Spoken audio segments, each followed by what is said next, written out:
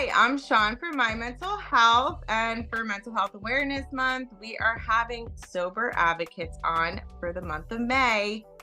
So today we have Michael Ferrer from Sober Press at Sober Press, an inspiring change maker in sober news, and we're so happy to have him on here. So, Michael, if you want to introduce yourself and tell us a little bit about Sober Press. Yeah, hi, my name is Mike Ferrer, and I like to be called Mike, by the way. Okay. It's just me behind Sober Press, and the idea behind Sober Press is to put out stories from around the world to allow people to know that they're not alone, that recovery is possible, and to begin to chip away at the stigma. My goal is to reach millions, of course. I always want to be lofty about that. But it's a humble start, and it's very much grassroots at this point. So, but yeah, my drug of choice throughout the years has been alcohol and weed. Okay. So how did you come into recovery? Yeah, so um, I, as a kid, I was always kind of the odd man out. I was fortunate to have a great family. I have two brothers, very supportive. Mom and dad were also very supportive. Um, I have a creative soul, and so I kind of did everything differently. And, I was kind of sort of the odd man that way. But I did get a lot of support that way, in that regard throughout my childhood. But I think because I was different, I also had a lot of self-esteem issues just because I didn't understand why I was different, and I didn't understand perhaps why maybe I didn't do so well in school, things like that. Um, but as time went on, I found my way and found my groove, and I pursued art as a career. And, you know, um, even though I basically barely made it through high school, I did actually do super well in college and then went on to art school and did really well. Actually got scholarships in both endeavors.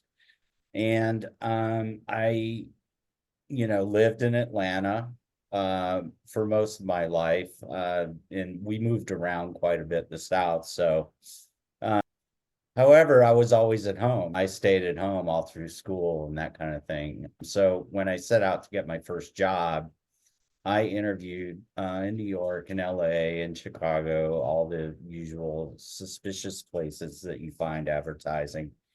And I wound up, of all places, in Portland, Oregon. The most gloomy, most dreary, cloudy, miserable place you can actually think of. And it was also quite the opposite of the United States from Georgia. So I was over 3,000 miles away from home. Um, and, started my career directly as an art director, which is, you know, um, super high pressure for someone of 25 years old only, and basically being thrown into the fire. But I did well.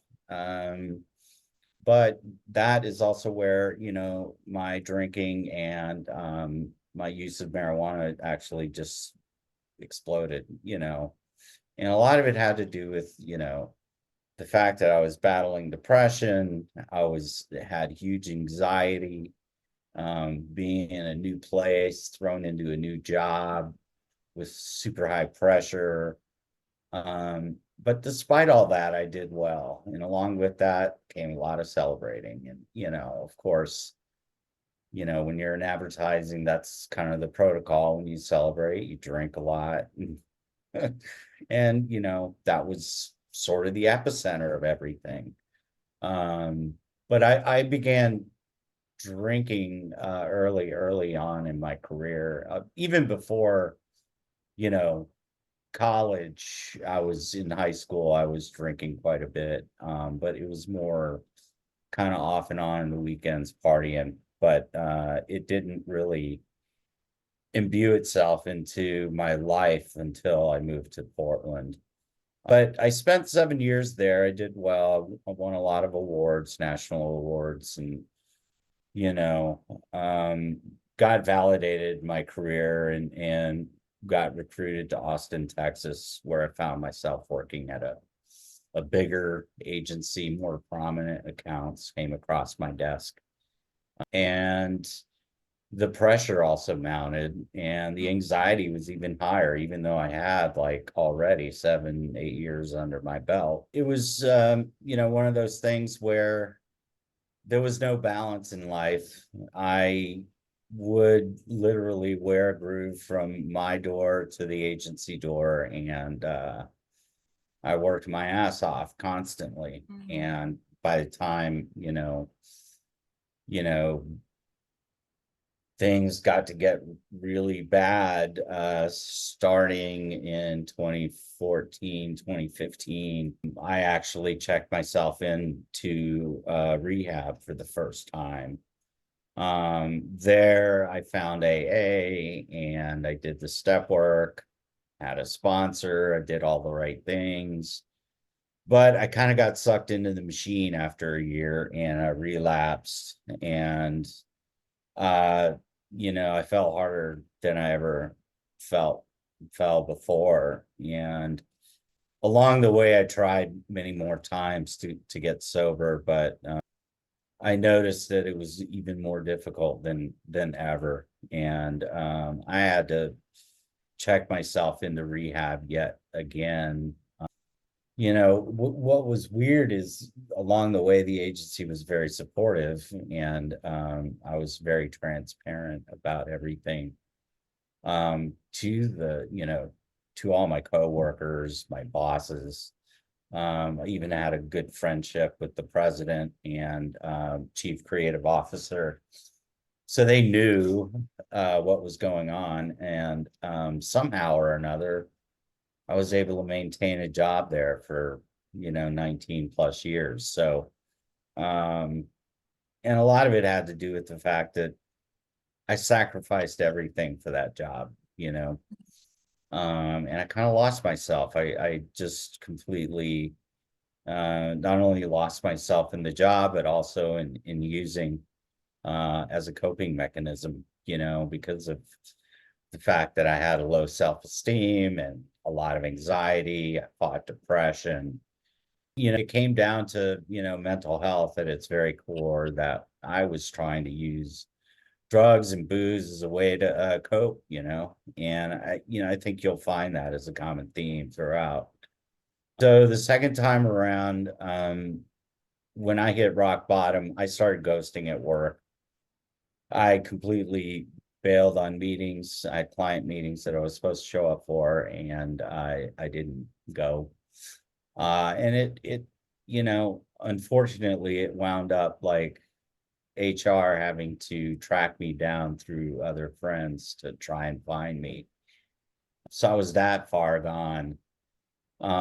Luckily, a good friend of mine, actual coworker that by coincidence had moved from Portland to Austin to work at the exact same agency as me, knew me really well from Portland. He also worked at the same place I worked at in Portland. And he and I were super tight. So they were able to get to me through him, and he found me passed out on the bed with both dogs. It was really not anything remarkable other than that. It was just I was done. I was basically just burnt out, and I was drinking all the time, and I just didn't care anymore. So he urged me to go to the ER. This was back in, I want to say, had to have been in 2019, April. My sobriety date is officially April 9, 2019. So It was those days leading up to that. He took me to the ER where, of course, I was just beginning to sober up and had this maelstrom of people around me. I just didn't, I was barely even coherent. But I do remember at one point the doctor had sat me down and was quizzing me on what was going on in my life. Why was I drinking? I just remember emphatically saying, I hate my life. And that triggered a lot of other people. Before I knew it, there were counselors, there were the ABD, Austin Police Department Suicide Squad. So, it really became this bigger intervention, which, I had not experienced before. I began to get more and more lucid as the hours went by. I was like, no, that's not what I meant. um, I love my life. I just hate it right now as it is at the moment. But it was that pivotal moment where I just realized that I needed to do something, and this is my big chance to come clean again. This is a huge opportunity, and it wasn't lost on me. I jumped at it. It became, that pivotal moment where, once and for all, I need to do something. Again, my buddy Will was with me as another buddy showed up, and it really kind of turned into hours in the ER after being interviewed by counselors, social workers, APD, Suicide Squad. They had to be convinced to release me because, they really weren't sure what I was going to do after, which I understand and makes sense. And I appreciate that for sure. But the next day, I had made arrangements to go into rehab the following day, and not rehab, detox. And that was followed by IOP. I still went to work. I don't know why. This is a glutton for punishment. I still went to work. During IOP, I was still trying to do my job and make it every day. And I remember, like, we had a substitute who was a social worker at IOP when one of the counselors couldn't make it. And after that session, she'd pull me aside and says, look, I need to talk to you because I hear the pain in your voice and I see you, and you and I need to really talk about, your job. I'm afraid that you are going to relapse unless you quit. IOP is back-to-back days. So the next day, my counselor pulled me aside at IOP and said the same thing. I talked to so-and-so. I see it too. And then the next day I met with my regular counselor, which I had always seen a counselor, to help me through my depression. And she's like, I agree with all of them. I think you need to quit. When I talked to my sponsor, he was like, absolutely, you're not going to quit. You can't do that because that's a huge life change. And, he's this older gentleman, he's a judge, also in recovery, of course. And it's like, I'm quitting. I quit my job. I literally put in my 2 weeks notice. And I sat at my desk because it was weird. It was like they cut me off. Well, okay, 2 weeks, but the assignments went away. I wasn't invited to meetings anymore. It was like I just sat at my desk and I built my website to go freelance. That's what I did. And I was getting paid for it, but it was weird. I would take care of odd things here and there, but it was kind of odd. Suddenly I was like ostracized, but I felt so good about my decision. You know, Later on, you know, into the summer, I think it was around August or July. I can't even remember when I quit. But, things are beginning to change around me. I had decided not to work at all for a year just because I had a good amount of money saved up.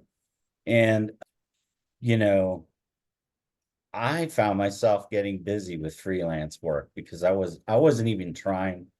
It just kind of got out there that I was out, and so I got, some pretty good jobs, and they were actually low stress and paid well.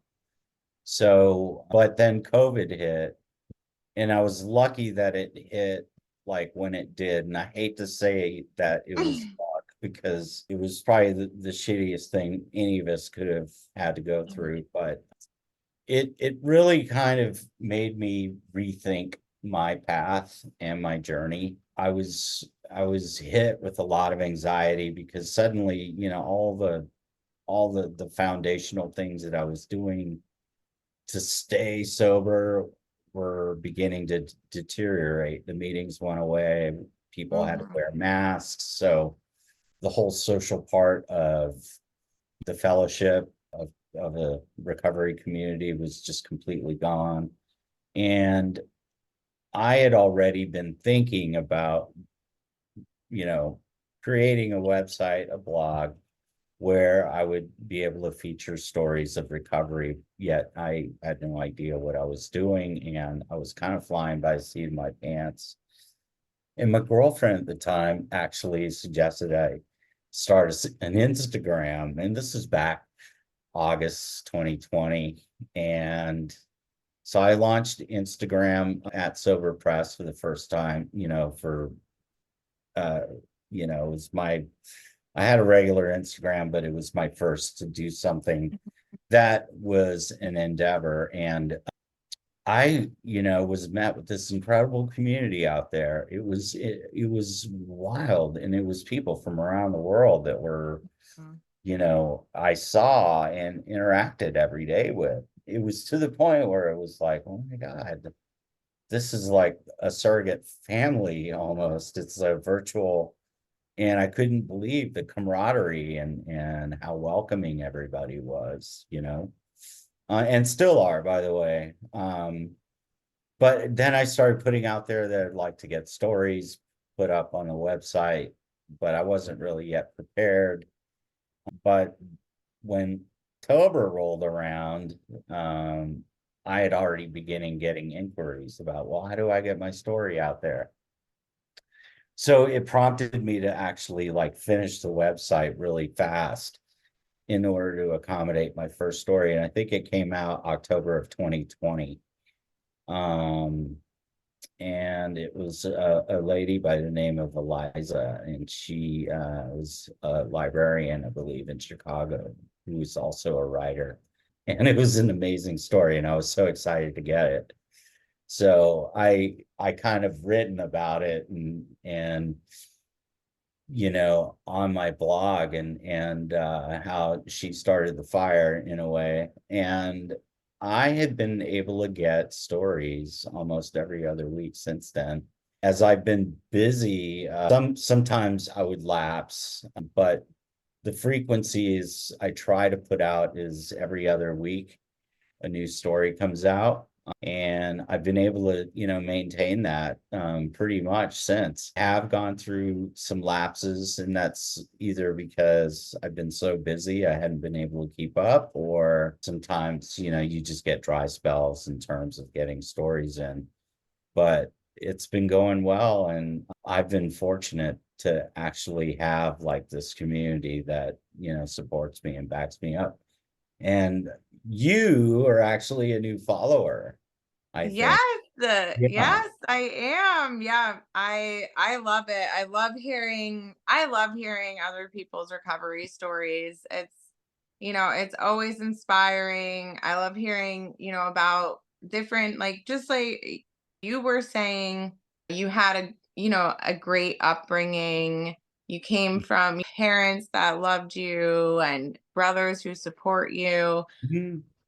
And so I that always that always shows me that addiction can affect anybody, like any color, any race, any class, any, it does not discriminate. The addiction does not discriminate, successful, unemployed. Like, so addiction does not discriminate, and putting out stories out there that people can identify is really special because everyone's story is so different. I feel like, as addicts, alcoholics, or just people in recovery, we really identify with the feelings. Like, I identified with all the feelings that you had. I had low self-esteem. I always felt different. I had a lot of those same feelings, but it looked different in my story. I would be more social, so people would think I would put on a mask. Yeah, you would hide it, and I did. I would put on the mask. I'm okay. Don't look at me. That was my MO. I had very low self-esteem, but I would put on that mask to, you know, don't look at me, don't look too close. I really discovered, like, in the last couple years, that I didn't want people to get close to me because my self-esteem was so low, and I always felt like something's wrong with me. That's like my core wound is something's wrong with me. Don't look too close, and I put up a lot of mechanisms and rules around that. Hmm. So if someone got too close, I would push them away or I'd get defensive. But it's incredible to hear other people's stories around the world too. Yeah, And it's beautiful that you can share those. I love what you're doing. I love hearing other people's stories. I get incredible feedback actually. There are people, that actually reach out to me if I lapse. Wait, where are you? What happened? You're not putting another story out? And I've had those DMs before, and I'm like, oh, I'm sorry, I got busy, or you know, I just ran out of stories, and I'm waiting for more to come in. I don't go out of my way to bug people for a story. I will, if there's somebody in particular that I think has something really interesting going on, and they have, sort of that there's this vulnerability that comes through, which to me, when you're vulnerable, there's this courage that shines also. And I can see that when people share a post, and they like literally take the time to write something that's so profound, sometimes it moves me to just reach out to them and Mm. say, hey, I read this and it inspired me to reach out to you. Now, this is not any pressure, because there are some people out there that actually they're not ready. They're simply not ready, and I respect that, and I think it's okay. It's like, well, I always leave it, you have an open invitation when you're ready. um you know I may check in, but it's never any pressure, and I always assure everybody that if I come knocking on their door, it's not meant to be something where it's high pressure or anything like that. It just means that I'm just going to extend an invitation, and it's open. And if you wish, um, you know, doors open, Yeah. which is open to you, by the way. If you ever want to share, you're more than welcome. And Okay, that sounds I, good.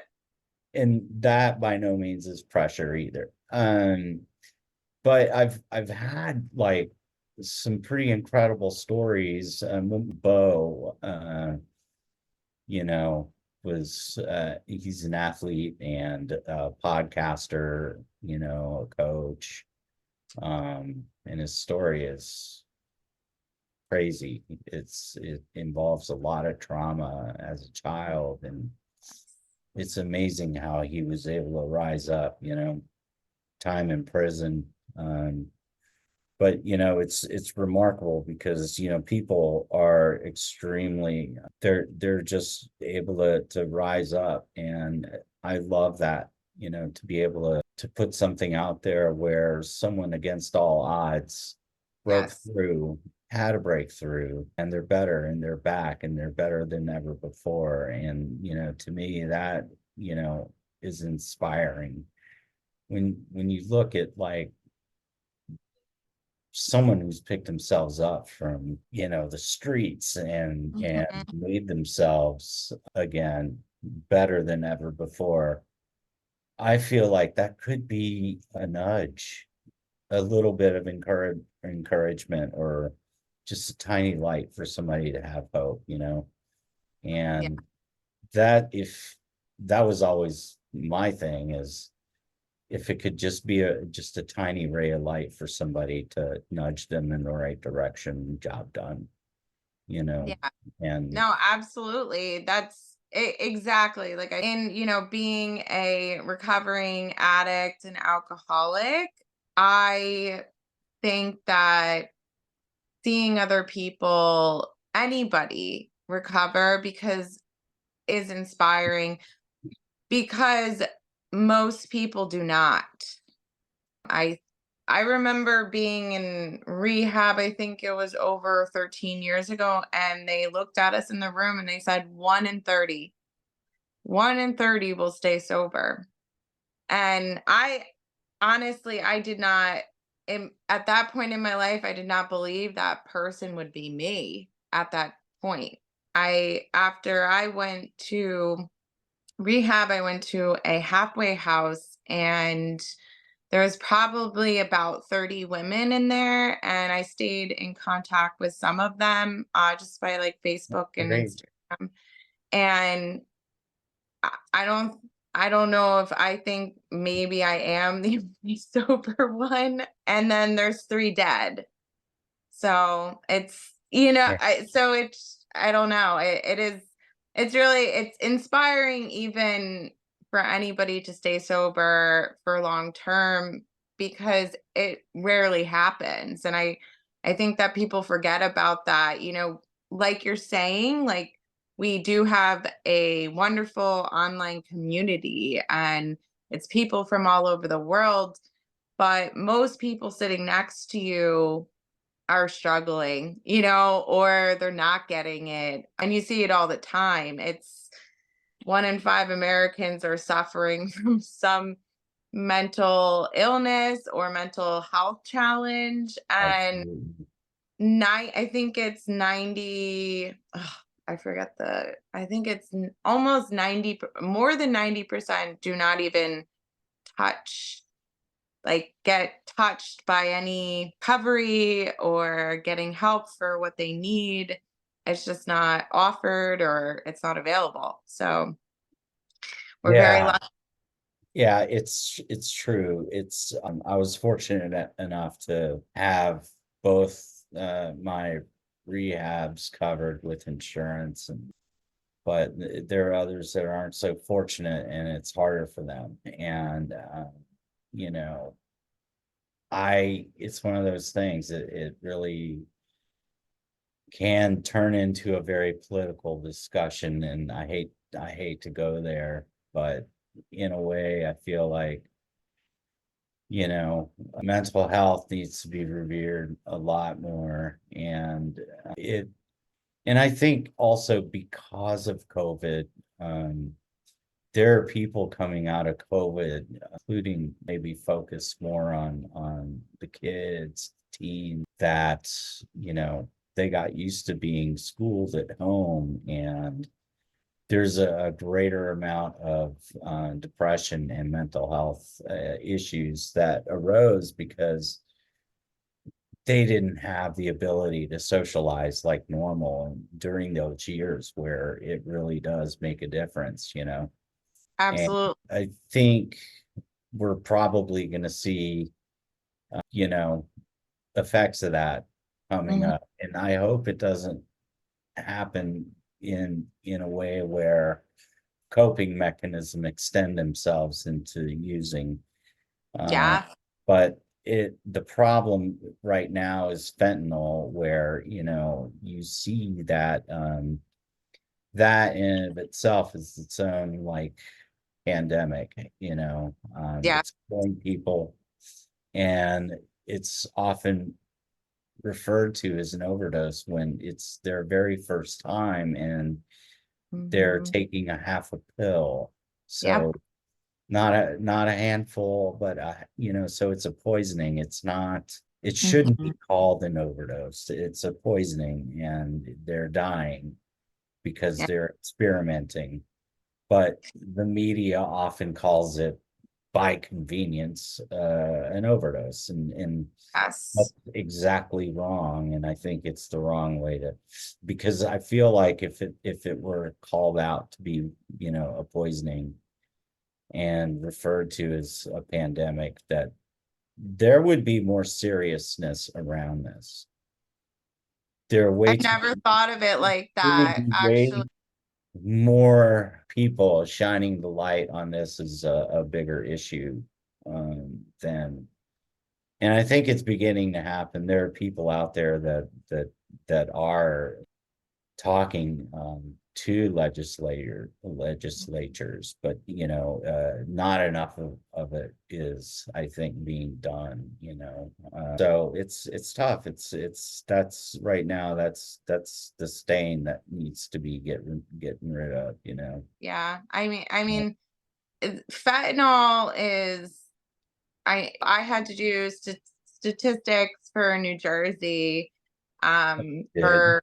for a grant writer, yes. And so I think it was, so like opiates, like, so it was, there was only, I believe it was 8 or 6% was heroin and 35% was fentanyl.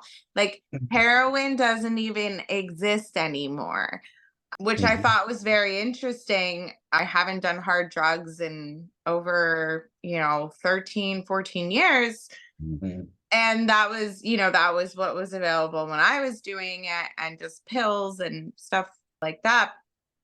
But now fentanyl just, wipes out everybody. It's not, Yeah. eh, like you're saying, yeah, it's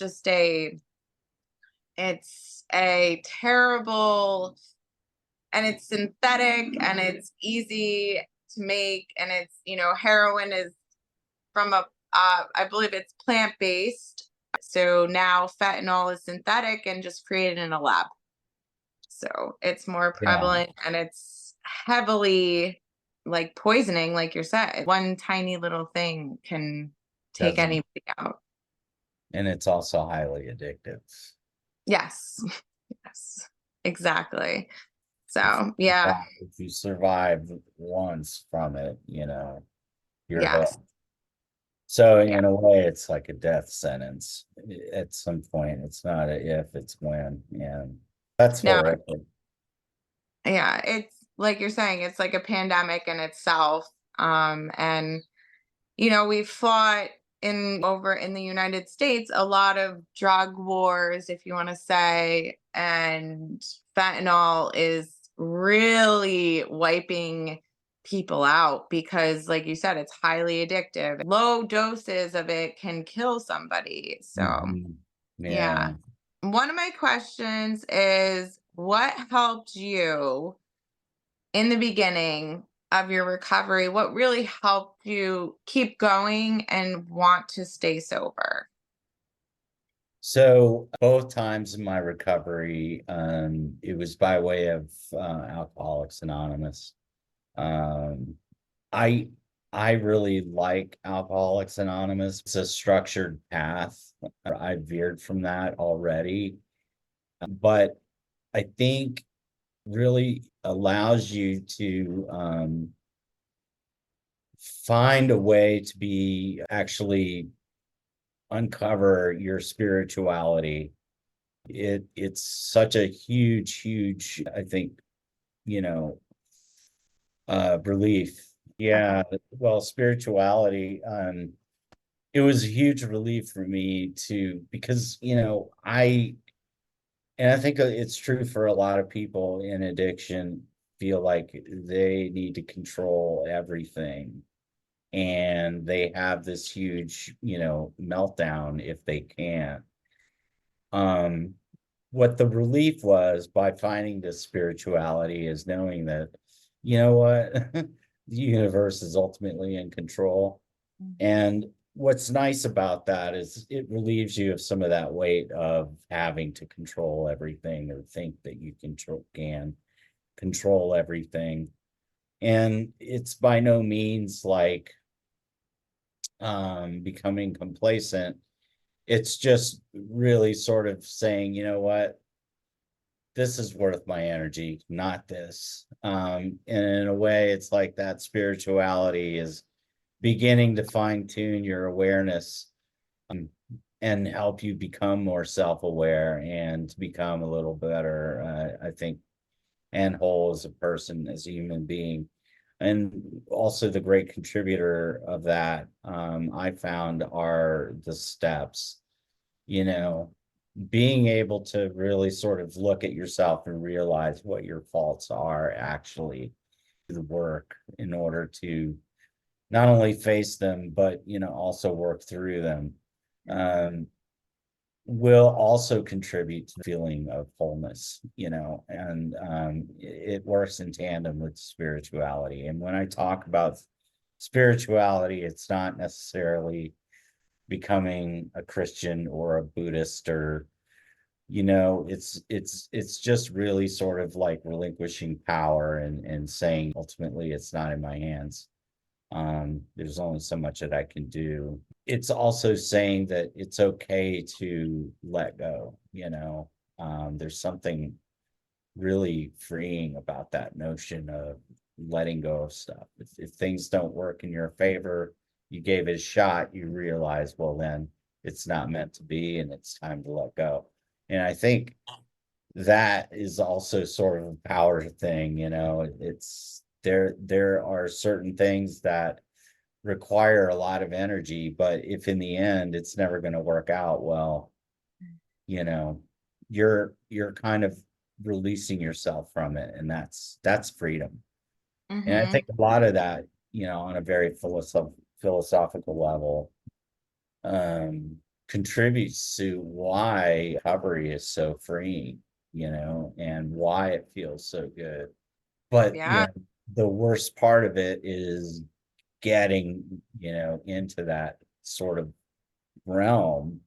It's that crossing into that sort of, realm, that because you have to do a lot of work that hurts, when you look at yourself and you make these evaluations and you begin to realize all the things, it's painful. And I've even discussed it with my sponsor, like, all this makes me want to start drinking again. But it's like, you get that shake of like, well, that's exactly why you don't want to start drinking again, is so that you can make your way through this.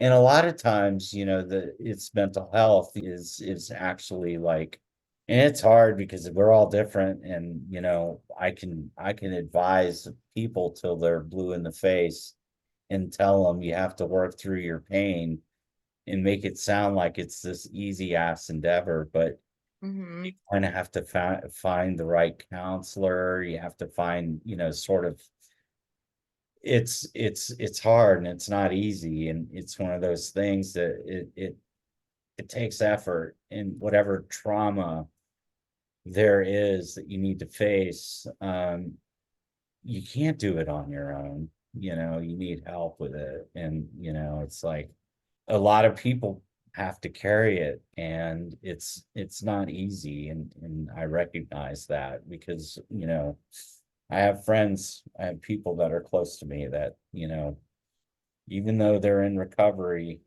they're still working through trauma. I've been sober for 12 years, and what I've found is I feel like And each year I will reach a new level of honesty.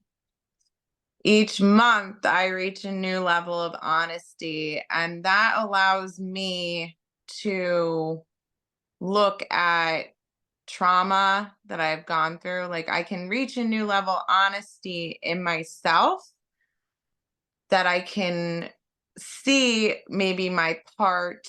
Or this year I got a great therapist, excellent, which That's took so me, key. yeah, it's key, which took me years to find. And I worked through a lot of trauma. I worked through a lot of childhood trauma that brought me to really working on my relationships in my life, my marriage, relationship with parents. And it all happens, like you were saying about, the God thing. I say the God thing. It's good orderly direction. That's spirituality. That's letting go. All those things you were saying. And I realized that, okay, on year 12, I'm ready to face these things. And that's why it's happening now. My first year of sobriety, my first 90 days, I felt all those feelings at that moment for a reason. And Mhm, now I'm here and I'm feeling all of these things for a reason, and it's time to work through. mhm, Like the spiritual philosophy you were just talking about, it's all in the universe's time. It's not on Shaun time. It's on the universe's time of, am I ready to do this? Am I willing to look at this? Am I ready to work through this? And it's hard. It's really hard, but I reach a new level of freedom every time I really look at those things and work through them on a consistent basis. Like, exactly like you were saying, I was like, yes, yeah. You So, know when it's right, huh? Like, yes, you know when it's time to recover, when you've had enough, like, yes, and some of us are more stubborn than others, and it's not a bad thing. It's just at what point do you catch yourself before you die? And that's the thing. yeah, Uh, yes, and that's to me, that is the scary part, because without getting into it too much, I pushed myself really far. I've had to be in the hospital. I've had to be in ICU. I've had seizures. I've pushed myself so far to the mm, point where, I shouldn't be alive. And thing that most people don't know about alcohol, that it's a slow death, but when it does knock on your door, it's a definitive knock. It's like you either act or you don't. I think that story needs to be told more, because it's one of those things where your alcohol is a sneaky ass son of a, what I oh mean? yes. It's like it will sneak up on you and you know throw you down. Whereas heroin, uh, Speeds up the process a which lot faster. That's yeah, what I always said. it Yes. does. I'm lucky that I didn't try it, because I would have become a heroin addict. Hmm. I'm lucky I didn't do cocaine, because I would have been a cocaine addict. Hmm. But I'm fortunate enough, actually, to have, found I think a spiritual plane. It Hmm. also pays back in spades to serve, to do some of the things that I'm doing now, but also help others along the way, helps Hmm. me. Um, and these I think are universal principles. They're not principles that I think are necessarily owned by AA, even though it is part of the step work. I feel like in a sense AA does get a bad rap because it's so old and they refuse to, stop dragging their knuckles, and I hate to say that and be mean about it, but it's seeming the book is seemingly written for men in the 20s or 30s. And I don't understand how women could actually relate to it, as much. I had a hard time with it in a lot of ways, just because I just couldn't get over like some of the way it was written. It just seems Mhm. so archaic, Yeah. it's did somebody like forget that it's the 2000s? Yeah. No, I think, because I still go to AA. I love AA. It's what Mhm. got me sober. But I think we can all kind of set like been in the program for a very long time. I've used so many different tools other than AA. I have to. Exactly. So I've seen a therapist, I've seen a hypnotherapist, I've done shadow work classes, That works. Yeah. I've attended, for a while I attended church. Anything but I do will say, like, I do love AA for the community. I would get sometimes stuck, especially I came in when I was 20. So Oh, I was like, when I read a couple chapters, I thought it was very sexist. I thought but I kind of got over that, where I just take it as kind of like a universal thing. you have Every to. time like I just was like, it's just words. This program works for me, and it doesn't have to work for, but I've used so many other tools, like just like my mental health. Like it's based on my mental health app is based on a book, Full Recovery, that our founder wrote. And it's an amazing book. And it talks about go to a meeting for 1 hour a day. What are you going to do for 23 other hours of the day? Figuring out spirituality, financials. I mean, that's a part of life. Yeah. Mhm. Very much. Figuring out financials, relationships, all of those things that help with your sobriety. It's not just about going to meetings and that's it. It's about figuring out what works for your life and figuring out how to create a life that's so good that you would never want to go back to your old one of drinking. That's what the Yeah. program is about. And so I Mhm. use my mental health, all the programs in it. There's 28 modules. So, and I I've used so many different tools, and AA is my base, but I've used so many different tools over the years. Everyone has their own path. Everything works differently for everyone. So I totally agree with you. Yeah. It gets a bad rap, but it does, for the community and stuff. I think it's really good to meet people in person. There's a lot going for AA, and there's no denying the track record. I always direct people to go to AA meetings when they're beginning, and that's simply to get acclimated, to be a part of a tribe, a sober tribe. I think fellowship and having like that human connection is so important. That Mhm. is probably the most key thing. Yeah. Actually getting the support.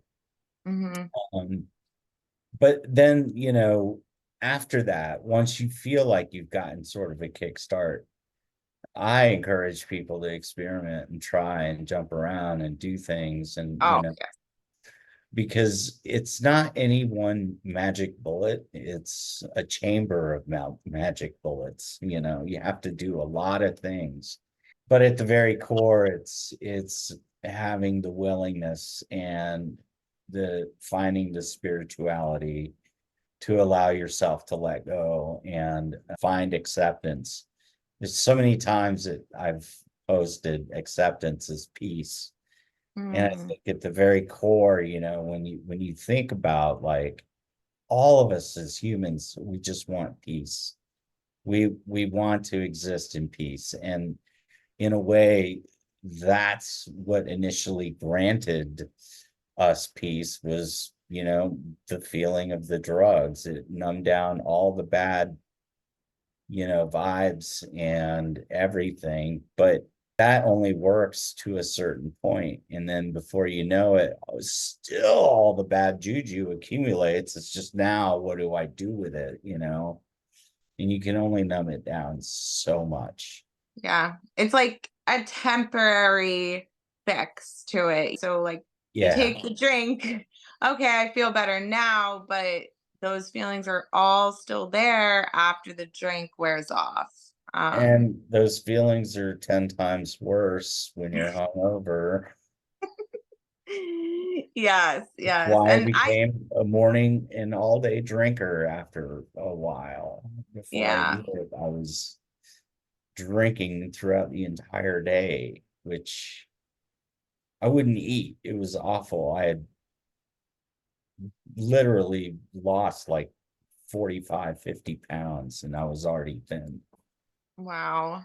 you know? Yeah. A lot of people, I think you're right about alcohol too, is it is slow. It's very slow. Like you can waste a lot of your life.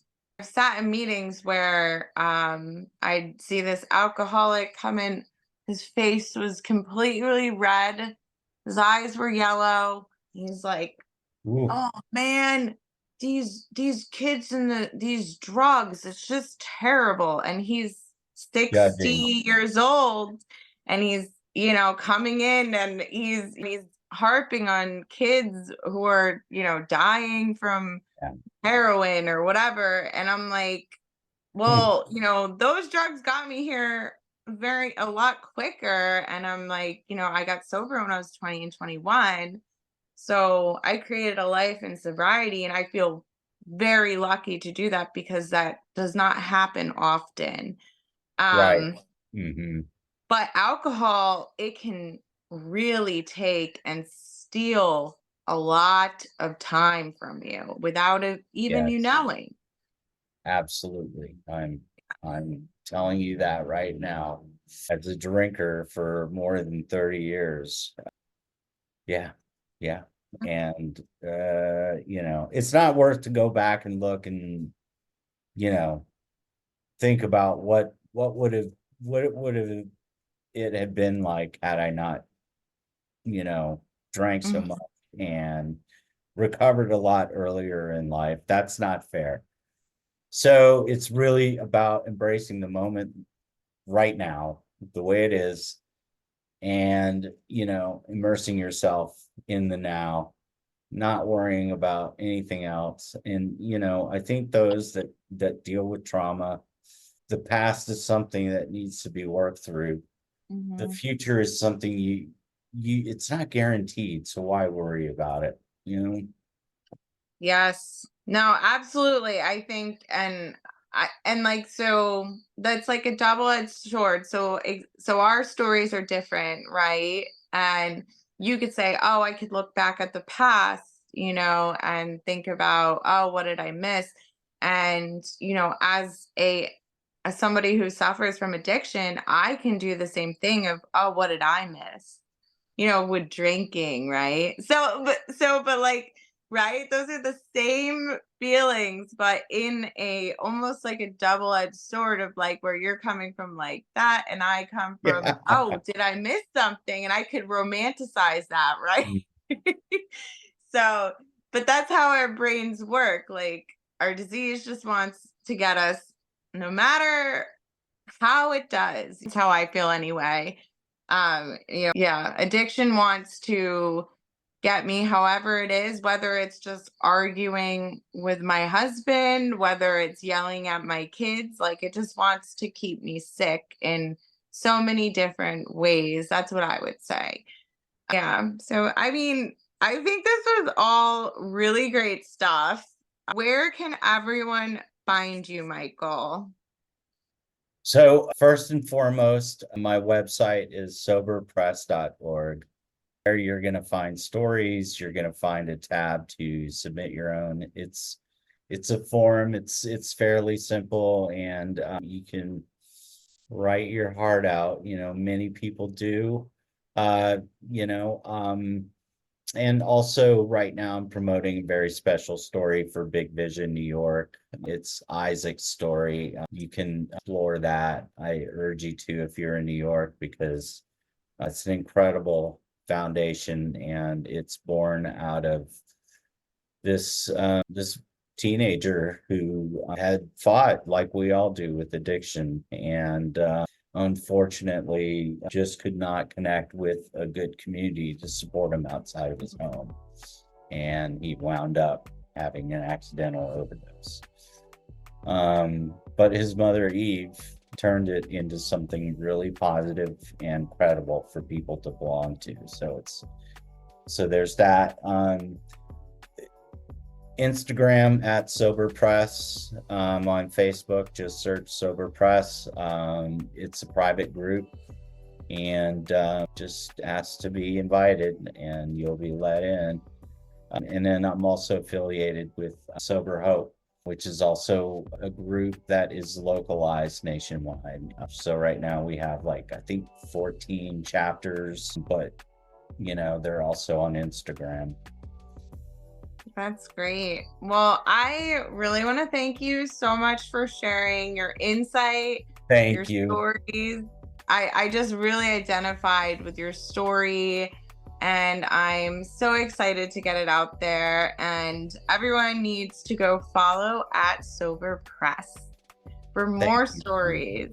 Yes, and if you're interested, please DM me, and we'll figure out a way to get you in.